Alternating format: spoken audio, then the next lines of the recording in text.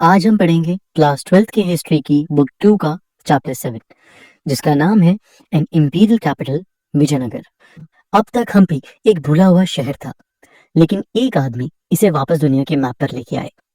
उनका नाम था कॉलिन मैकेंजी, एक स्कॉटिश ऑफिसर जो ईस्ट इंडिया कंपनी के लिए काम करते थे। 1800 में जब वो हम्पी आए, उन्होंने बस रूइंस नहीं देखे, उन्होंने उसे समझने की कोशिश की। उन्होंने पूरे शहर के मैप्स बनाए, जो स्ट्रक्चर्स बचे थे उनके ड्राइंग्स और स्केचेस बनाए, गांव के लोगों से भी ओरल स्टोरीज ली, इंस्क्रिप्शंस पढ़े और सब कुछ रिकॉर्ड किया। ये सब काम सिर्फ एक सर्वे नहीं था, ये था हिस्ट्री को वापस जिंदा करना। कॉलिन मैकेंजी पहले ऐसे इंसान थे जिन्होंने सिस्टमैटिकली हम्पी को स्टडी किया, और इसी वजह से आज हम उस एम्पायर के बारे में इतना कुछ जानते हैं, जहां से विजयनगर का सफर शुरू होता है। 14th सेंचुरी का टाइम था और नॉर्थ इंडिया में दिल्ली सल्तनत का इन्फ्लुएंस काफी बढ़ रहा था और साउथ में छोटे छोटे किंगडम्स डिवाइडेड थे। इसी बैकग्राउंड में दो भाई हरिहरा और बुक्का ने 1336 सीई में एक नए एम्पायर की नींव रखी।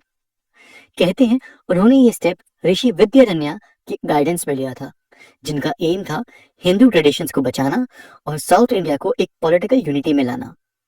उन्होंने अपनी कैपिटल बनाई तुंगभद्रा नदी के किनारे, एक जगह जिसका नाम था हम्पी। ये जगह नेचुरल हिल्स और रॉक से घिरी हुई थी, perfect for defense, plus Ramayana से जुड़ी रिलीजियस सिग्निफिकेंस भी थी इसकी। विजयनगर का मतलब ही होता है सिटी ऑफ विक्ट्री, और इस एम्पायर का एम था हिंदू आइडेंटिटी, आर्ट, आर्किटेक्चर और रीजनल पावर को एक साथ लाना। विजयनगर के रूलर्स को बोला जाता था रायास, और उन्होंने अपना रूल बनाया थ्रू पावरफुल डायनेस्टीज, संगम, सलुवा, तलोवा और अराविदो। इन रूलर्स ने अपने टेरिटरीज को मैनेज करने के लिए अपॉइंट किया नायकास को, जो मिलिट्री चीफ्स होते थे और अपने रीजन में टैक्स कलेक्ट करते थे और आर्मी को मेंटेन करते थे। पर एम्पायर को सबसे बड़ा चैलेंज मिलता था डेक्कन के नॉर्थ से, जहां थे पहले बहामानी सुल्तान्स और बाद में उनसे बनते गए 5 डेक्कन सल्तनेट्स। तो दोनों तरफ पावर थी, प्राइड था, और एक जगह थी जिसके लिए हमेशा लड़ाई होती रहती थी, रायचूर दोआब। कभी विजयनगर जीतता तो कभी सल्तनत जीतती, कभी दोस्ती होती तो कभी वॉर होती। हर एम्पायर का एक गोल्डन फेज होता है, और विजयनगर का गोल्डन पीरियड था कृष्णदेव राय के रूल के टाइम पे। उनका रूल शुरू हुआ 1509 सीई में, और वो आए थे तुलुवा डायनेस्टी से। सबसे पहले उन्होंने अपना एम्पायर सिक्योर किया, बहामनी सुल्तान्स को हराया, ओडिशा को गजापति रूलर से जीत लिया, और एक जगह जिसके लिए हमेशा लड़ाई होती थी, रायचूर दोआब, उस पर अपना कंट्रोल जमा लिया। लेकिन उनकी ग्रेटनेस सिर्फ जीतने में नहीं थी, वो एक बिल्डर भी थे और एक पेट्रन भी थे। उन्होंने टेम्पल्स बनवाए, नए मंडप्स और गोपुरम्स डिजाइन करवाए, और लिटरेचर को फुल सपोर्ट दिया। तेलुगु, संस्कृत, तमिल, कन्नड़ा, सभी लैंग्वेजेस में लिखने वाले पोएट्स और स्कॉलर्स उनके कोर्ट में होते थे। तो जैसे ही कृष्णदेव राय का टाइम खत्म हुआ, एम्पायर की स्टेबिलिटी भी धीरे धीरे हिलने लगी। उनके बाद जो रूलर्स आए वो उन जैसे पावरफुल या विजनरी नहीं थे। राज्य में अंदर ही अंदर फाइट्स होने लगी, और नायकास यानी जो लोकल मिलिट्री चीफ्स थे वो ज्यादा इंडिपेंडेंट होने लगे। पहले जो नायकास सिर्फ राजा के अंडर काम करते थे, अब उन्होंने अपने रीजन में अपनी पावर जमाना शुरू कर दिया। और फिर आया 1565 का बैटल ऑफ टालीकोटा, जिसमें विजयनगर को फेस करना पड़ा एक बड़ी अलायंस ऑफ 5 डेक्कन सल्तनेट्स। एम्पायर की वैसे आर्मी तो स्ट्रांग थी, लेकिन इस बैटल में वो हार गए, और उसके बाद हम्पी को लूट लिया गया, टेम्पल्स, पैलेसेस सब डिस्ट्रॉय हो गए, शहर खाली हो गया, और विजयनगर एम्पायर की कोर स्ट्रेंथ भी। टेक्निकली अराविदु डायनेस्टी ने एम्पायर को कंटिन्यू किया, लेकिन जो शान और कंट्रोल कृष्णदेव राय के टाइम था वो कभी वापस नहीं आया। तो जो एम्पायर एक टाइम पे साउथ इंडिया का प्राइड था, वो धीरे धीरे फ्रेगमेंटेड और वीक होता चला गया। अमर नायका सिस्टम, नायकास यानी मिलिट्री चीफ्स को लैंड दिया जाता था, जिसे कहते थे अमरम। अब उनका क्या काम होता था? उस लैंड से टैक्स कलेक्ट करना, अपने एरिया में आर्मी मेंटेन करना, और कलेक्टेड रेवेन्यू का हिस्सा एक किंग को देना। और ये सिस्टम इनिशियली बड़ा सक्सेसफुल था। एम्पायर एक्सपैंड हुआ, लोकल एरियाज मैनेज होने लगे, और किंग्स को एक स्ट्रॉन्ग आर्मी का नेटवर्क मिल गया।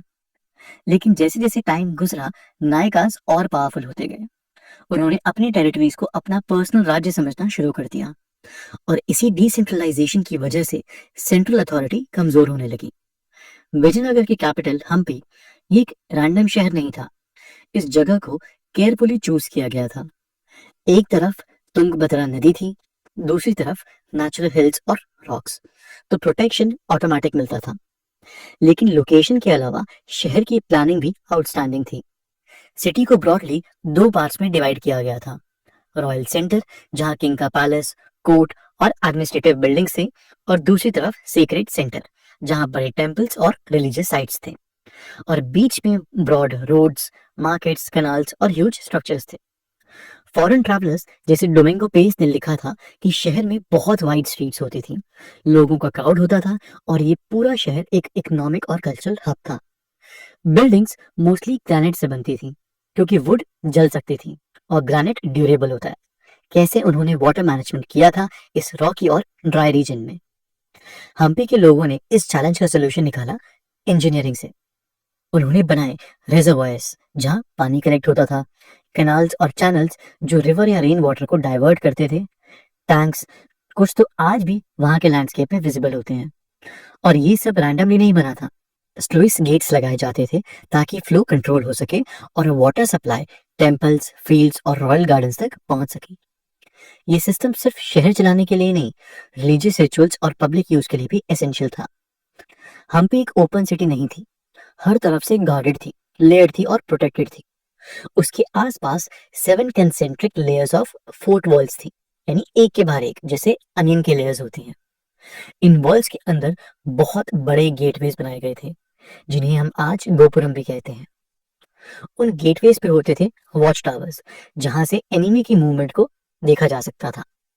और इंटरेस्टिंग बात ये थी कि जो वॉल्स हैं वो साइक्लोपियन मेसनरी से बनती थी, यानी बड़े बड़े पत्थर से, जो कि बिना सीमेंट या मोटर के होते थे।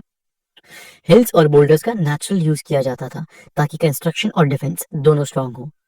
और जो रोड्स सिटी के अंदर जाते थे वो स्ट्रेट नहीं बल्कि जिगजैग होते थे, ताकि एनिमी जल्दी अंदर ना आ सके। फोर्ट्स सिर्फ प्रोटेक्शन नहीं थे, वो एम्पायर का प्राइड भी था।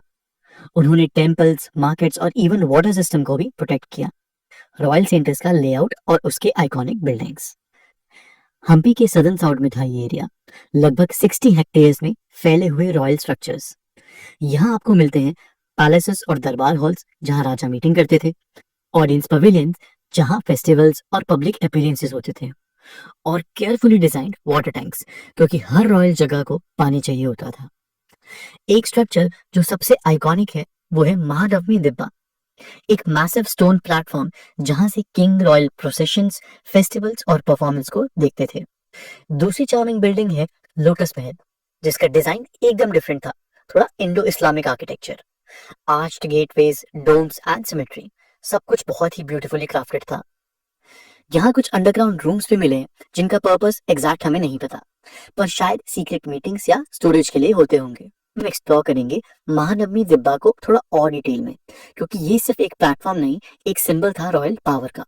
अब सोचो एक जाइंट स्टोन प्लेटफॉर्म, इतना ऊंचा कि पूरा क्राउड नीचे हो और किंग सब कुछ ऊपर से देखे। ये था महानवमी दिब्बा, विजयनगर के रॉयल सेंटर का मोस्ट आइकॉनिक सेरेमोनियल स्पेस।